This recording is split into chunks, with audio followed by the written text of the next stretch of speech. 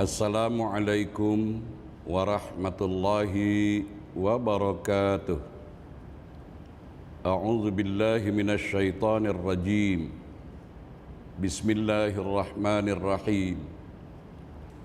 Alhamdulillahilladzi 'allama bil qalam wa 'allamal insana ma lam ya'lam. Assalatu wassalamu ala sayyidil anam wa ala alihi wa sahabatihil kiram. Rabbi shrah li sadri wa yassir li amri wahlul 'uqdatam min lisani yafqahu qawli. Subhanaka la ilma lana illa ma 'allamtana innaka antal alimul hakim. Amma ba'd. Saudara dan saudariku, muslimin dan muslimah, jamaah Masjid Yusuf Ishaq dan segenap kaum muslimin dan muslimah yang dikasihi sekalian, di mana saja Anda berada, semoga rahmat Allah Subhanahu wa taala tercurah untuk kita semua, kesehatan, kesejahteraan dan lindungan dari Allah Subhanahu wa taala sentiasa menaungi kita semua. Amin. Allahumma amin. Saudara dan saudariku yang dirahmati Allah, Islam memiliki tokoh panutan dalam melaksanakan kepemimpinan, yaitu Nabi kita Muhammad sallallahu alaihi wasallam. Kepemimpinan baginda sallallahu alaihi wasallam menjadi tolok ukur yang dapat diterapkan pada setiap zaman. Kepemimpinan Nabi Muhammad sallallahu alaihi wasallam sangatlah penting dan perlu untuk kita gali lebih dalam, untuk kita pelajari dan kita jadikan rujukan keteladanan kepemimpinan dalam rangka melahirkan dan menghasilkan pemimpin masa depan yang baik melalui keteladanan Rasulullah sallallahu alaihi wasallam dalam kehidupannya. Karena baginda sallallahu alaihi wasallam adalah sebagai sosok ideal yang dapat dijadikan model dalam berbagai hal. Baginda sallallahu alaihi wasallam dilantik sebagai nabi dan rasul adalah untuk memimpin manusia dan alam semesta ini, serta untuk kita jadikan tauladan.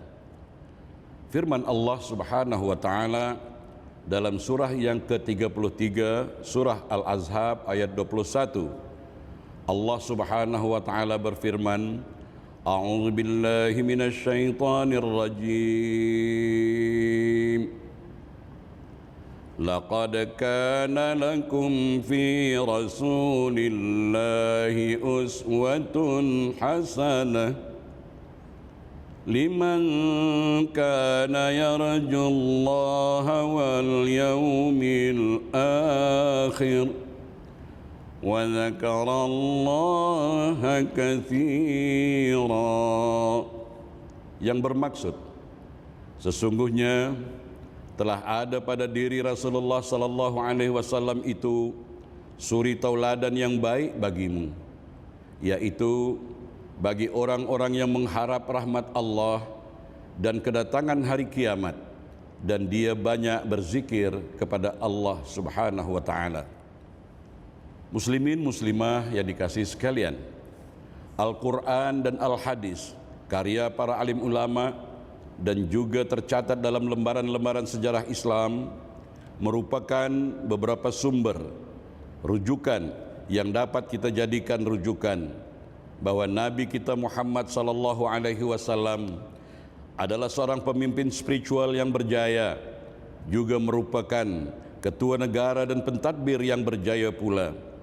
Manakala dalam konteks pembawa perubahan, baginda sallallahu alaihi wasallam telah berjaya menghasilkan revolusi yang signifikan dalam cara hidup dan pemikiran. Adapun sifat kepemimpinan Nabi Muhammad sallallahu alaihi wasallam di antaranya, yang pertama, disiplin wahyu yakni mulai dari diri sendiri. Yang kedua, memberikan ketauladanan. Yang ketiga, berkomunikasi dengan cara yang efektif. Yang keempat, dekat hubungan dengan umatnya.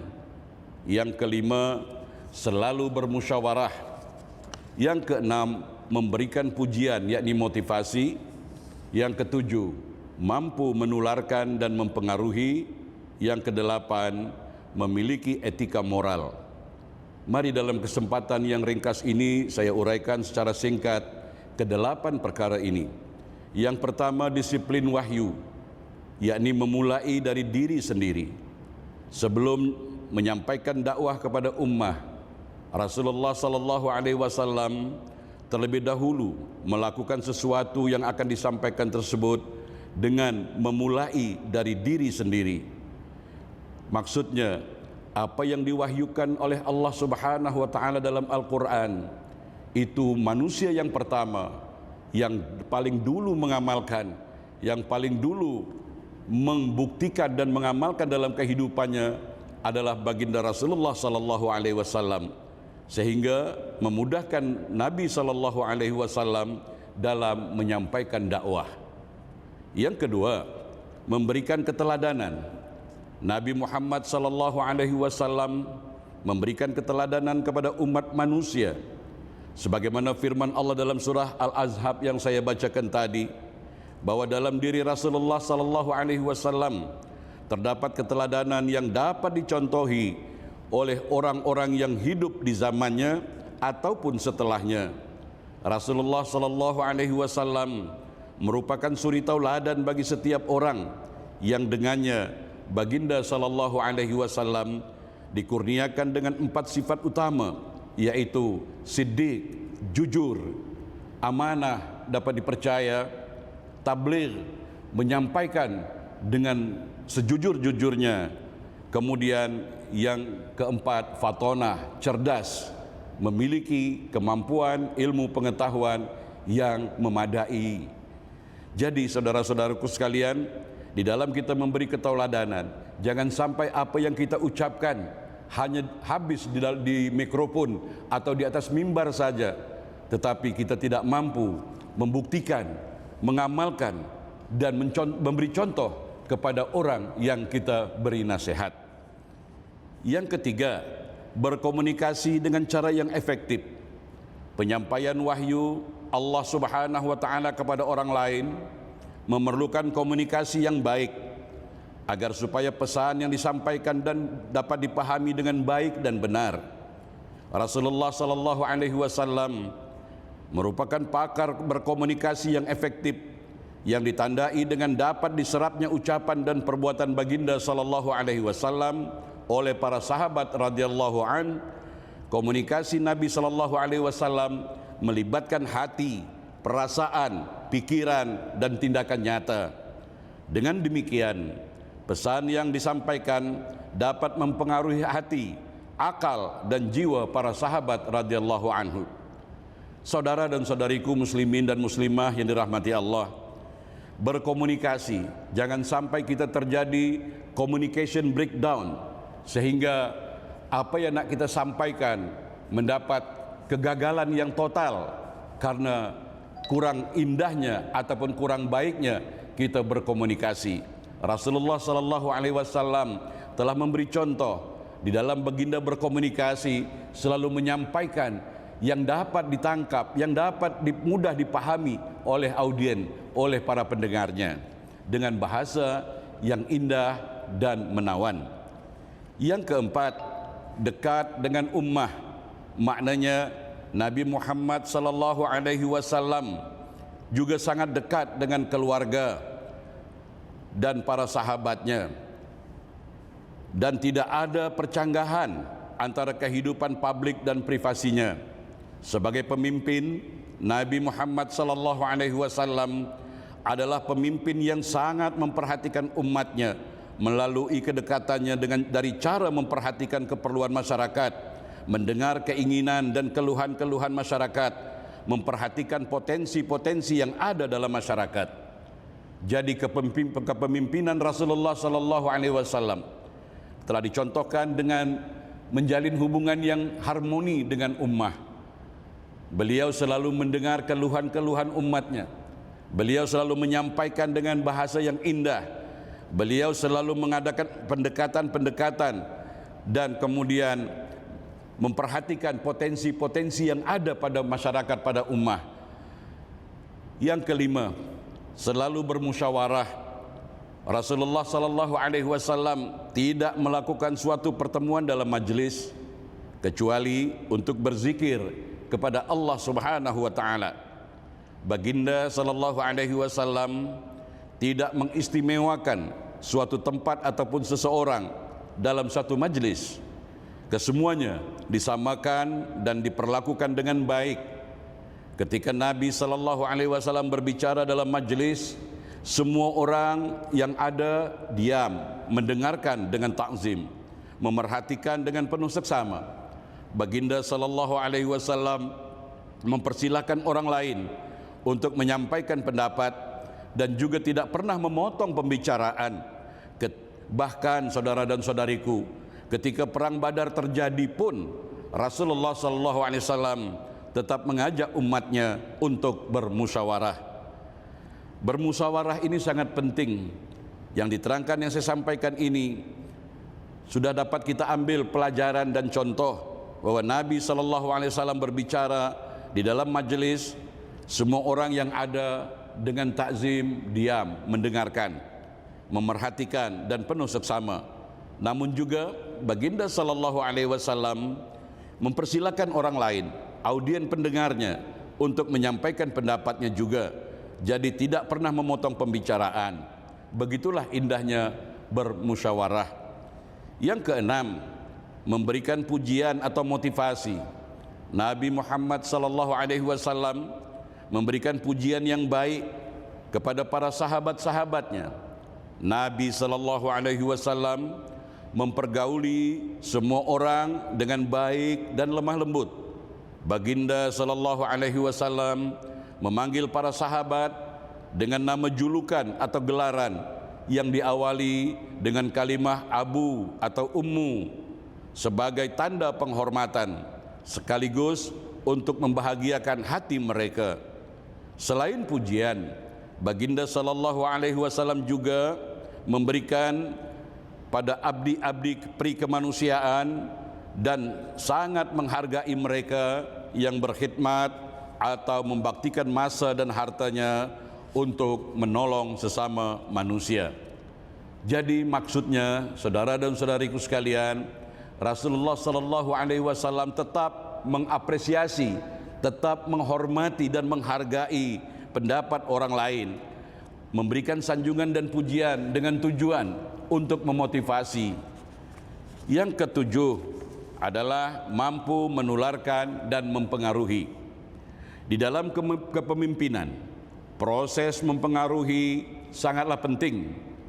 Periode awal dakwah Nabi sallallahu alaihi wasallam di Mekah dibagi dengan 3 tahapan: mengajak dan mempengaruhi sedikit demi sedikit bangsa Arab, dan mengajak dengan cara yang sangat memikat, efektif, dan menggunakan argumen, dalil, hujjah, serta akal sehat untuk mengikuti firman-firman Tuhan. Ajakannya penuh dengan kebijaksanaan, penuh hikmah kebijaksanaan dan cara yang paling baik. Ajakan seperti ini akan memudahkan transfer dakwah dari Nabi sallallahu alaihi wasallam kepada ummah. Tidak hanya menularkan dan mempengaruhi, Nabi sallallahu alaihi wasallam juga membina para sahabatnya untuk menjadi kader atau pelapis binaan dalam melanjutkan perjuangan. Ini sangat penting. Sebagai pemimpin harus memiliki kepakaran di dalam mempengaruhi dan menularkan kepada para pengikutnya dengan tujuan untuk regenerasi, untuk berkesinambungan sebagai pelapis, sebagai kader yang sangat penting, karena Islam itu terletak kepada generasi penerusnya yang akan melanjutkan perjuangan. Dan yang kedelapan, memiliki etika dan moral. Nabi Muhammad sallallahu alaihi wasallam adalah orang yang memiliki etika dan moral yang karimah.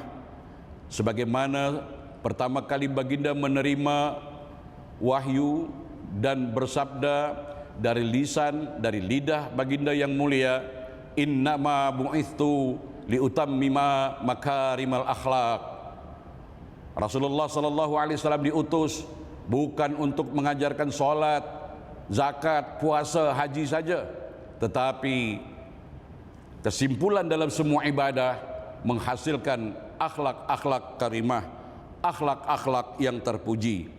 Kepemimpinan etika yang ada pada diri Rasulullah sallallahu alaihi wasallam ada 3 faktor. Yang pertama, akhlak diri Nabi sallallahu alaihi wasallam sebagai manusia yang bermoral. Bayangkan kalau kita sebagai pemimpin, sebagai pendakwah, tetapi kita tidak dapat menunjukkan moral-moral yang baik, bagaimana mungkin kepemimpinan atau dakwah kita akan berjaya? Yang kedua, komitmen padu sebagai khalifah yang ditugaskan dengan tanggung jawab tertentu.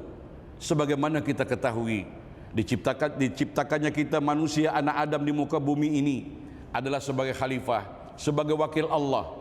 Allah Subhanahu wa taala telah menghamparkan bumi, telah menghamparkan segala keperluan dan fasiliti. Sebagai khalifah, mari kita jaga anugerah Allah ini, mari kita perindah, mari kita percantik, terutama kita menciptakan, memperindah dunia yang fana ini dengan hidup salam, penuh damai, dengan tidak mengira bangsa, agama. Sebab dunia ini akan terasa indah apabila kita nikmati dalam suasana damai dan harmoni, saling cinta mencintai dan saling tolong menolong dalam kebaikan dan takwa.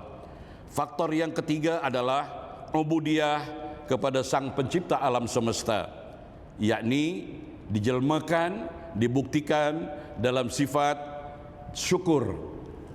Syukur, saudara-saudariku sekalian, syukur ini adalah pengikat nikmat. Jangan sampai kita lupa diri, jangan sampai kita tidak melibatkan Allah Subhanahu wa taala setiap kejayaan demi kejayaan yang kita kecapi. Kita teringat dengan ucapan Nabi Allah Sulaiman alaihissalam ketika berbagai-bagai nikmat dianugerahkan kepada Nabi Sulaiman alaihissalam. Kerajaan Ratu Bilqis kaya raya, dapat berbicara dengan binatang. Apa kata Nabi Allah Sulaiman alaihissalam? Haza min fadli rabbi, ini adalah keutamaan dari Allah kepadaku, liyabluwani, untuk mengujiku apakah aku syukur atau aku kufur. Jadi saudara dan saudariku sekalian, melalui kesempatan ini saya menasihati diri saya, saudara-saudariku yang dikasihi sekalian, apabila kita menikmati ataupun mendapatkan berbagai-bagai nikmat karunia Allah, jangan lupa libatkan Allah, bahwa semua itu adalah anugerah Allah, titipan Allah untuk menguji kita agar kita menjadi orang yang syukur atau kufur. Ikatlah nikmat Allah tadi dengan syukur, insyaallah la in syakartum la azidannakum. Kalau kamu bersyukur, aku tambah. Wala in kafartum in azabi lasyadid. Apabila kamu mengkufuri nikmatku, kata Allah, sesungguhnya azabku sangat pedih. Kemudian faktor ini adalah sabar. Saudara dan saudariku, inilah senjata orang beriman. Kesabaran, insya Allah banyak orang yang berjaya ketika ia sabar dalam menghadapi berbagai-bagai kesulitan, penderitaan. Tetapi maaf, terkadang kita banyak gagal total untuk bersabar dikala nikmat berdatangan, dikala kegembiraan berdatangan. Itu kadang-kadang kita tidak boleh mengawal hawa nafsu kita, tidak boleh mengawal keinginan kita sehingga hilang kesabaran. Maka menurut saya, maaf, sabar di sini ada 2. Yang pertama, bersabar ketika kita menderita, dan juga kita bersabar di dalam kita diuji dengan kesenangan dan kegembiraan. Kemudian zuhud. Zuhud di sini bukan kita berpakaian koyak rabak, bukan kita hidup menjadi orang miskin, tapi zuhud yang dimaksudkan di sini adalah genggamlah harta, genggamlah kekayaan, genggamlah kesenangan itu yang Allah titipkan kepada kita, genggam dengan tangan, jangan digenggam dengan hati. Ini orang zuhud. Artinya apa? Apabila suatu saat kenikmatan itu dicabut oleh Allah kembali, dia tidak stres, dia tidak sakit, dia tidak duka cita, dia tidak berputus asa. Dia akan keluar dari lidahnya ucapan yang indah, inna lillah wa inna ilaihi raji'un. Sesungguhnya semuanya ini datang dari Allah dan akan kembali kepada Allah Subhanahu wa taala. Kemudian takwa, selalu kita dengar, bahkan ini salah satu rukun yang wajib dibaca para tuan imam dikala berkhutbah Jumat, pesan takwa. Tetapi kadang-kadang maaf, sudahkah kita mencari informasi, mencari ilmu, mencari pemahaman apa takwa itu?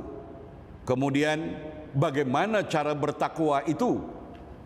Seterusnya, ukur diri kita, apakah kita ini sudah termasuk orang yang bertakwa atau belum?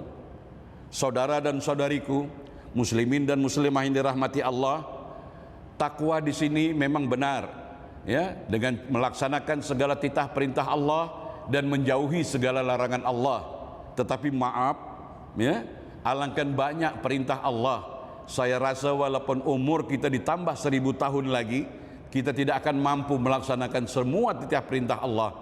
Tetapi mari kita rujuklah kepada Al-Quran ataupun Al-Hadis. Pada kesempatan yang ringkas ini, untuk mengukur diri kita orang takwa atau tidak, rujuk surah Al-Baqarah ayat 2 sampai 5, rujuk surah Ali Imran ayat 133 sampai 134. Disitulah ciri-ciri orang yang bertakwa. Kemudian yang terakhir sekali adalah tawaduk. Tawaduk di sini bukan bersuara sangat tak terdengar langsung, bukan tawaduk itu berjalan kita macam orang lemah, bukan. Ini bukan tawaduk, ini kurang vitamin, kurang energi, ya. Orang tawaduk itu apa dia? Dia siap menerima kebenaran walau datang dari siapapun. Ini orang tawaduk. Sebaliknya, orang lawan dari tawaduk adalah takabur. Dia enggan menerima kebenaran karena yang menyampaikan kebenaran itu mungkin statusnya lebih rendah dari kita, mungkin anak murid kita, mungkin istri kita. Tapi orang yang tawaduk, kalau itu benar, hati nuraninya merasa benar, bisikan nuraninya benar, walaupun itu adalah pendapat istri, walaupun itu adalah pendapat anak, walaupun itu adalah pendapat menantu, walaupun itu pendapat dari murid-murid kita. Kenapa kita tidak berjiwa besar?